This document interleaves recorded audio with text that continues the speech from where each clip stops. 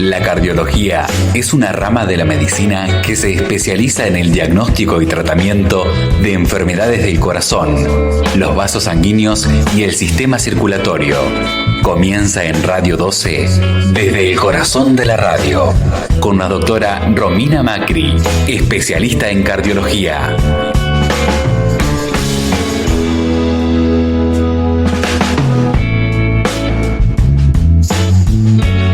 Es un placer en la mañana de hoy y como cada miércoles recibir, ya estamos en vivo a través de Instagram y a través de Facebook, es un placer como cada mañana y como cada miércoles recibir a la doctora Romina Macri para hablar un poco de nuestro corazón en estos tiempos que también necesitamos tener información concreta, precisa, efectiva para el cuidado y el buen tratamiento de nuestro corazón que tanto lo necesita. Romina, muy buen día, un placer como siempre. Buen día chicos, buen día oyentes, ¿cómo están? Todo bien. Un poquito más contento que hace calor. Sí. Venimos bien, veía hoy tema relacionado un poco a la pandemia. Primero venimos ya pensando lo que es una vacuna, parece que ahora ya va a estar para agosto. Ojalá. Parece, ¿no? Ojalá que sí. Vi que esta semana estuvieron bastante bien trabajando con el tema de los CAPS. Sí. También. Sí. En lo que resuena los CAPS, sí. Uh-huh. Se está trabajando fuerte y bien. Bien. Y bien. Parejo en realidad. Bien. ¿Vos bien también? Bien. Excelente. Bueno, con la doctora vamos a hablar el día de hoy, veníamos anunciándolo y veníamos comentándolo a lo largo de la semana. Vamos a hablar de hipertensión, que justamente hoy es un término muy amplio. Mucha gente, y lo decía la doctora fuera del aire, mucha gente a veces suele confundirse entre hipertensión y lo relaciona más con una cosa que con otra, cuando en definitiva es más relacionado a lo primero que dejamos de lado. Concretamente, ¿de qué hablamos cuando hablamos de hipertensión, doctora? ¿Qué tema? Sí, ¿no? Y ahora en pandemia no te imaginas. Terrible. Sí, parece un panel de espectáculos en un primer momento, aunque tema caliente. Sí. Aparte nada, súper influenciado en esta pandemia por la situación. Totalmente. Así que bueno, más de media de la mitad de las consultas son por este tema. Uh-huh. Y que por ahí no sabes cómo manejarlo. Claro. En realidad es un problema cardíaco que, o sea, por supuesto afecta al corazón, pero no es del corazón específico, es arterial. O sea, es circulatorio. Uh-huh. Si bien, obviamente, el órgano bomba de la circulación es el corazón, no es que tenemos presión porque el corazón, por supuesto, puede que ande mal, pero también depende de la arteria, claro, de la elasticidad de esa arteria. Por supuesto, eso influye en la edad también. Uh-huh. Cuanto menos ejercicios hagamos, cuanto menos vida saludable tengamos y cuanto más pase la edad, más resistencia, o sea, se pone más dura la arteria. Claro, y eso predispone, obviamente, a las cifras más elevadas. Uh-huh. ¿Nace en el corazón, quiere decir entonces, o no? ¿O ya es un problema que, es decir, afecta, pero no empieza en el corazón? En realidad, la presión forma parte de un síndrome que se llama síndrome metabólico y que va una cosa de la mano de la otra. Porque como depende de dos factores cardíacos, que son la frecuencia cardíaca, que es la cantidad que se contrae el corazón por minuto, la cantidad de veces, ese valor es entre 70 y 100, 120 si querés lo normal, uh-huh, por el volumen sistólico, que es la cantidad de sangre que el corazón expulsa por minuto. Claro. Y que eso se ve condicionado por factores cardíacos, porque si es una miocardiopatía hipertrófica, va a estar alterado el volumen sistólico, o no, depende, porque hay muchas dentro de esa patología. Entonces, sí. Por ahí no para ahondar, porque también a los oyentes los vuelve un poco medio locos si le explico todo eso, pero depende de esos dos factores. Si hay un problema cardíaco, como una estenosis aórtica, que es otra enfermedad o algo, condiciona una presión, uh-huh, ¿sí? Pero generalmente también depende mucho de la arteria. Claro. Y por supuesto, como por ahí los pacientes me preguntan y me dicen, ay doctora, ¿cómo puede ser? Yo tuve un infarto, pero no tengo colesterol, no tengo antecedentes familiares, no necesariamente tenés que tener eso para tener un infarto. A veces el infarto es con arterias sanas. Uh-huh. Y lo otro también es que la arteria se enferma desde el momento que un bebé sale de la panza de la mamá. ¿Por qué? Por el simple estrés de ponerse en contacto con la vida. Sí. Con el entorno, claro, con lo que lo rodea. La arteria es muy sensible y cualquier situación que emocional o que fuere la va a afectar. Claro. Ya se ve alterada. O sea, no es que todos tenemos una leve placa de lesión arterial, ¿sí? Uh-huh. Entonces eso también condiciona. Uh-huh. Uh-huh. Estamos en constante estrés entonces desde que comenzamos. Desde que entramos ya estamos sufriendo. La verdad que sí. Ya, a ver, ahora con todo esto nuevo de la tecnología y el proyecto Sentido y la biodecodificación y lo que los bebés captan desde la panza de la mamá, también se está viendo que los niños tienen estrés, o no se está viendo ahora, siempre se supo.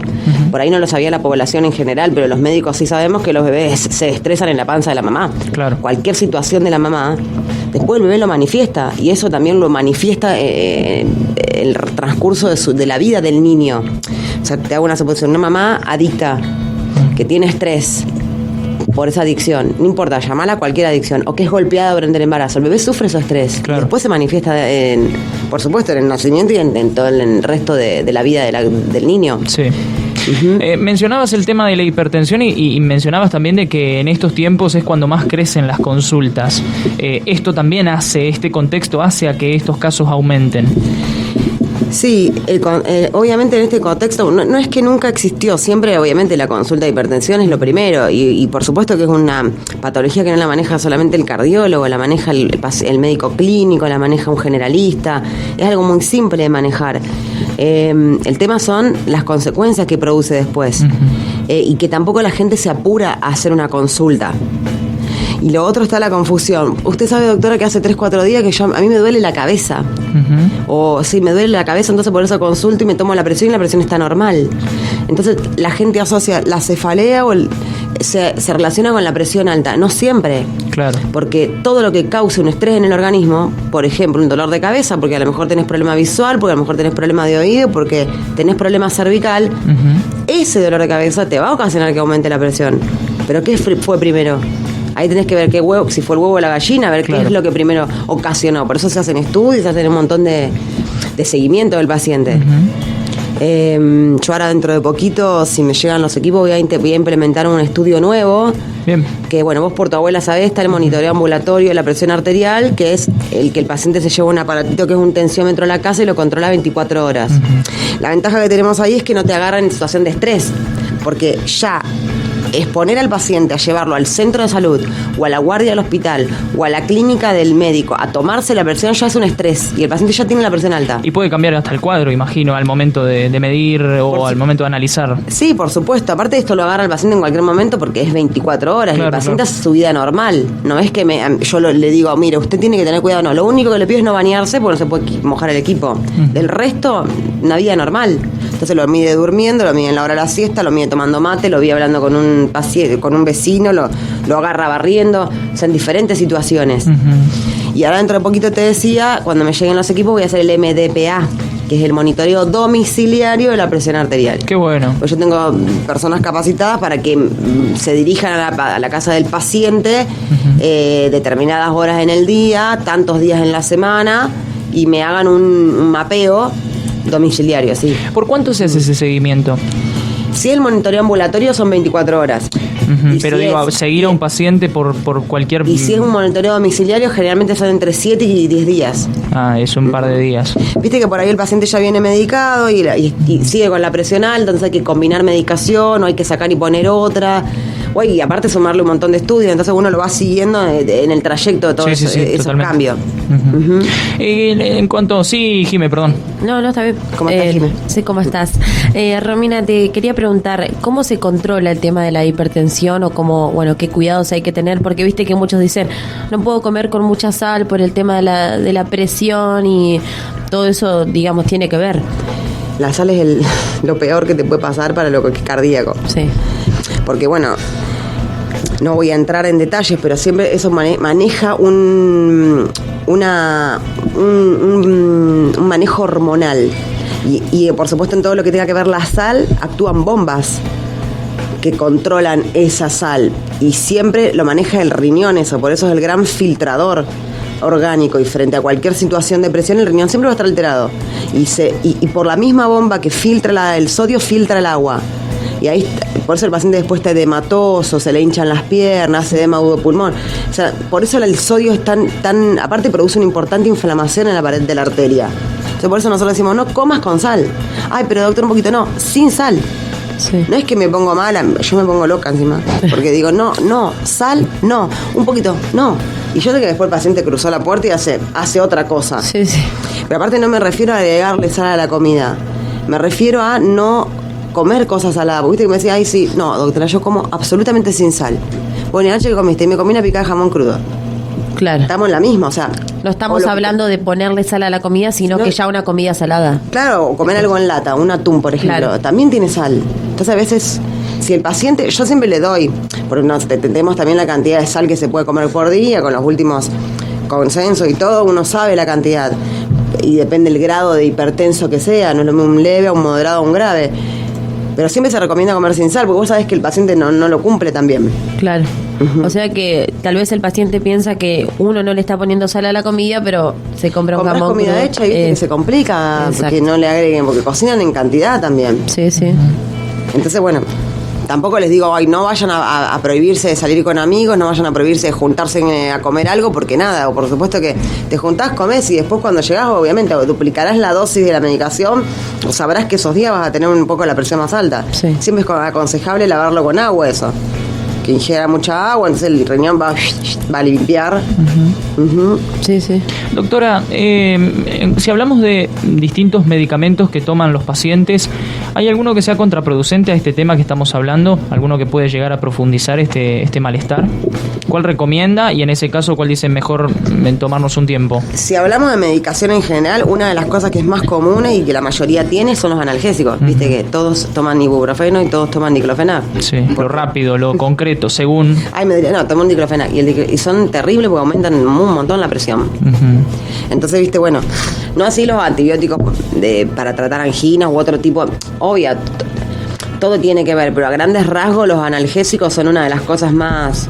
Me ha pasado de tener pacientes que consultan por crisis hipertensiva y estaban tomando, por ejemplo, que tienen artritis reumatoidea o tienen alguna otra enfermedad inflamatoria y toman antiinflamatorios, dos antiinflamatorios por día y la presión está por las nubes.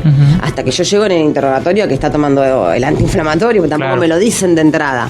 Ya llegan cuando el cuadro es más grave. Sí, aparte vos le preguntas, bueno, ¿qué tomas? Y tomo esto, pero no te dicen tomo antiinflamatorio y tomo tal porque me duele la articulación.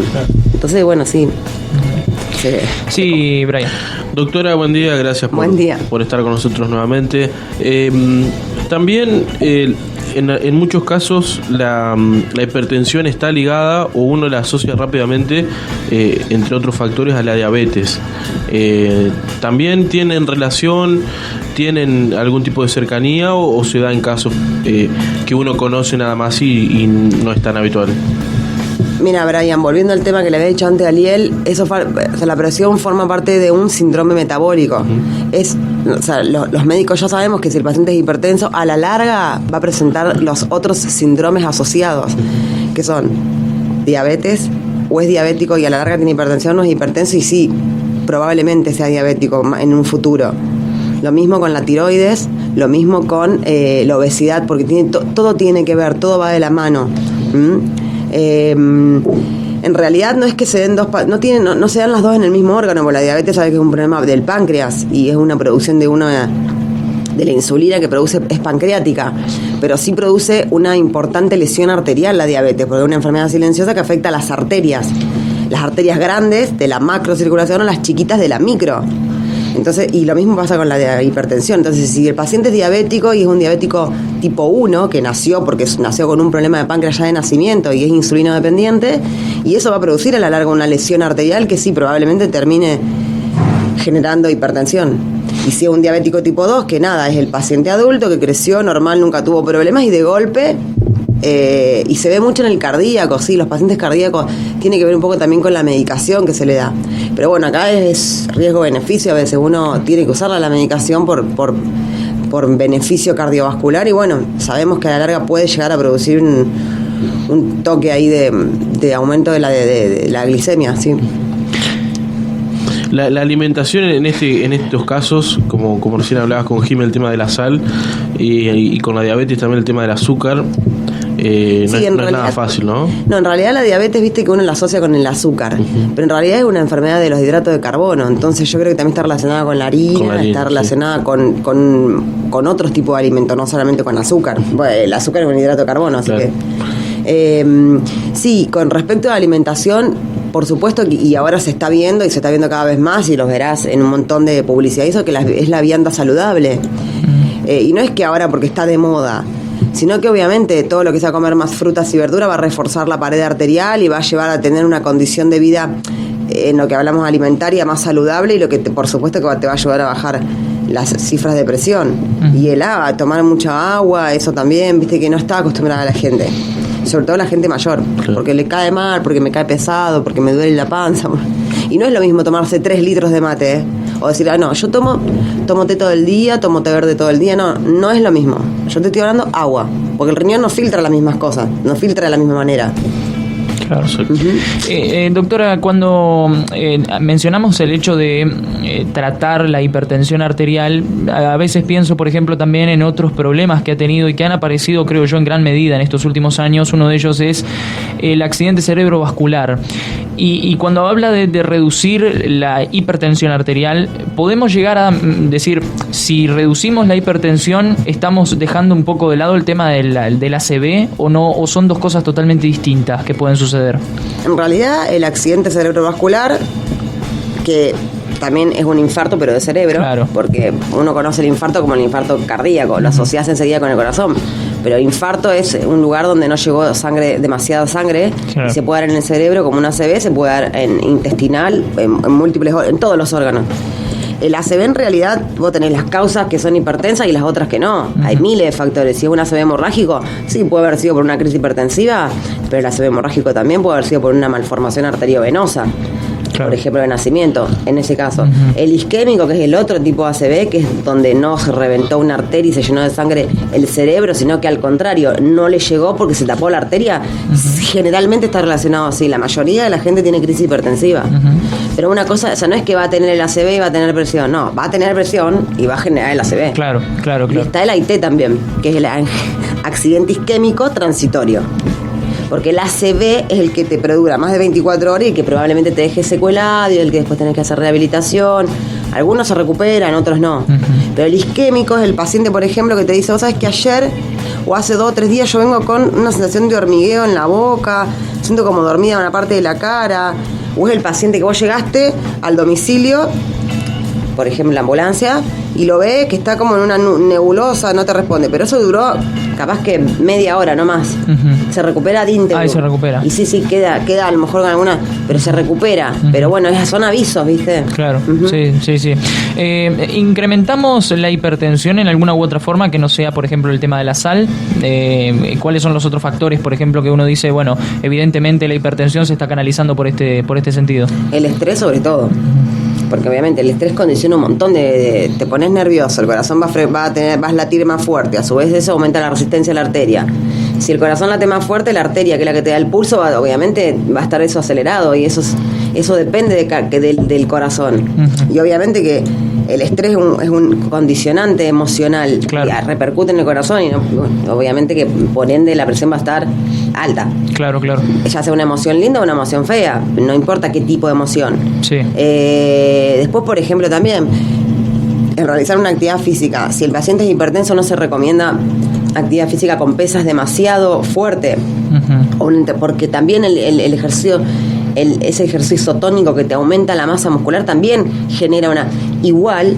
En la actividad física hay un leve aumento de la presión, pero dentro de los parámetros normales.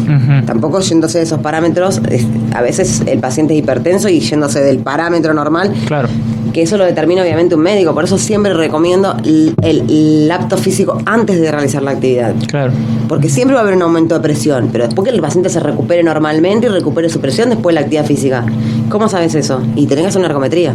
Sí. Sí, Jiménez. Sí, podemos decir entonces que un paciente, una persona diagnosticada hipertenso, cambia su estilo de vida a partir de que tiene hipertensión, ¿no? Sí, yo siempre, primero hablar de que la hipertensión, hay 2 tipos de hipertensión. Vos tenés la primaria, que es original, como se sabe, primaria, que se da por factores genéticos, factores ambientales, antecedentes familiares, que es la primaria.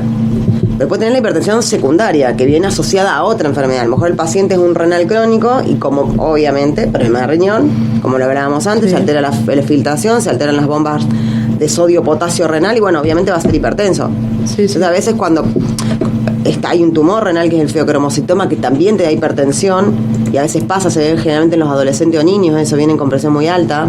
Y bueno, hay que buscar, ya se sospecha. Nosotros ya lo más o menos lo sospechamos cuando hay un niño y primero a grandes rasgos esas 2 diferencias.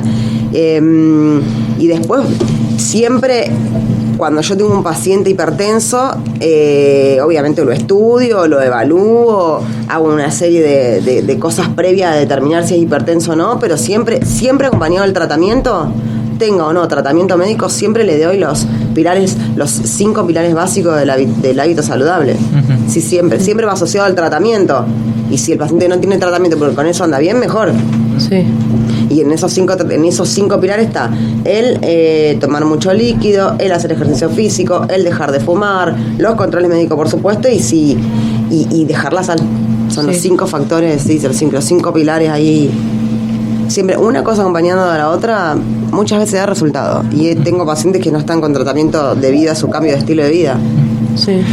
Estamos charlando con la doctora Romina Macri, especialista en cardiología. Estamos charlando sobre el tema de la hipertensión arterial, un tema que realmente es sumamente complicado al momento de tratarlo, decía la doctora. Es frecuente, es cierto, puede tener alguna complicación. La gente debe cuidarse frente a estos temas, debe permanecer, por supuesto, con una atención médica gradual. No interrumpir, imagino, ¿no? Al momento de estar atendiéndose, el hecho de interrumpir puede significar un problema. Interrumpir el cualquier tipo, claro, seguimiento. Sí, un seguimiento. En realidad, viste que los pacientes, aparte que también está, que el paciente te dice, esto lo tengo que tomar de por vida, doctora. Y que la hipertensión te acompaña, imagino.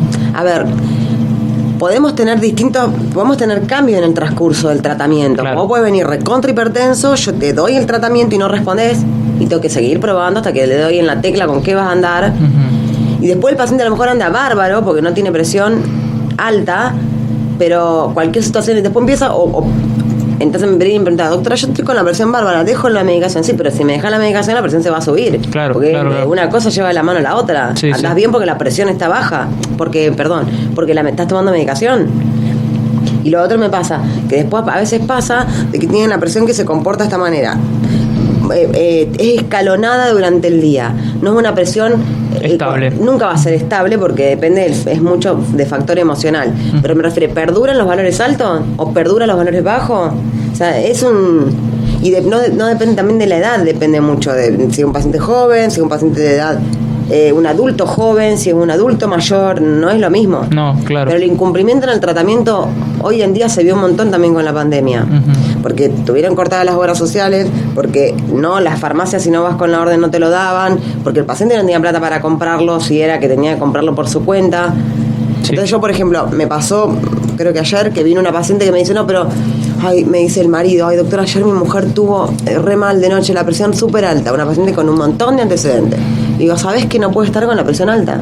Claro. Digo, no te permito yo que esté con la presión alta. Cuando es así, sí, pero lo que pasa es que la obra social no me autorizó la medicación, entonces no la pude ir a buscar en la farmacia. No importa, te llegás al consultorio, yo siempre tengo medicación para darte para que el día ese ella lo pase. Uh-huh. Porque tiene antecedentes de ACV y un montón de cosas. Sí, totalmente. Entonces, bueno, eso es lo que yo le digo a mis pacientes. Sabés que yo estoy en el consultorio, no me va a molestar que me vengas a pedir para ese día el tratamiento. Uh-huh. Prefiero que lo hagas y no que te deje de estar, porque después pasan consecuencias que a veces no salís. Claro. ¿Dónde la encontramos, doctora? ¿Dónde la ubicamos? Bueno, en el público, en los centros de salud, en los CAPS, como dijiste antes, en Hipólito Yrigoyen, en el Mariano Rebori, en la... Le da gracia la palabra, ¿no? Le da gracia la palabra, por eso. Sí, en los CAPS. CAPS es Centro de Asistencia... Centro de Atención Primaria. Centro de Atención Primaria de la Salud. Exactamente. Ahí, por ahí. Sí, están los municipales y los provinciales, yo estoy en los provinciales. Claro. Y en mi consultorio, que está Sarmiento 262. Uh-huh. Próximamente equipado con lo que mencionaba hoy de este tema, justamente. Sí, la idea es... de a poco, pero bueno, son muchas las ideas. Sí. Hacer un centro de rehabilitación, tengo muchas ideas. Qué bueno. También la pandemia me detuvo un poco. Qué bueno. Chicos, no sé si les quedó por allí algo como para mencionar. Nos vamos a ir en minutos nada más y podemos charlar con la directora del Hospital San Benjamín, que también está con muchísimo trabajo. Y por último, el último bocadito, que a mí siempre me gusta meter algo al final. La presión alta es a partir de 14.9. Está 12.8, que 120/80 es la óptima. 13.8, pero ya 14.9 es presión alta. Sí. Ahora quizá, no, doctora, yo me manejé siempre con 14.9, si usted me baja la presión me duele la cabeza. Sí, claro. Porque el cerebro se acostumbra más rápido a la presión alta. Pero no es saludable. Siempre la presión normal. Y obviamente cuando te baje la presión vas a estar mareado hasta que te acostumbras. Lleva unos días. Sí. Pero siempre es preferible la baja. Exacto. Agradecemos a la gente a través de Facebook, a través de Instagram que nos está siguiendo y nos está acompañando, y por supuesto le agradecemos a la doctora Romina Macri por acompañarnos en la mañana de hoy. Gracias, doctora. Gracias, chicos, a ustedes. Bueno, quedarán por supuesto temas para analizar, quedarán cosas para mencionar. Si los oyentes quieren que te vayan diciendo en la semana, nosotros armamos. Vamos armando con la producción de la radio y por supuesto con la doctora Macri, que tiene siempre la gentileza los miércoles de acercarse y de tratar estos temas que son sumamente importantes. Hablamos así desde el corazón de la radio. Nuevamente, muchísimas gracias. Gracias a ustedes. Ya venimos.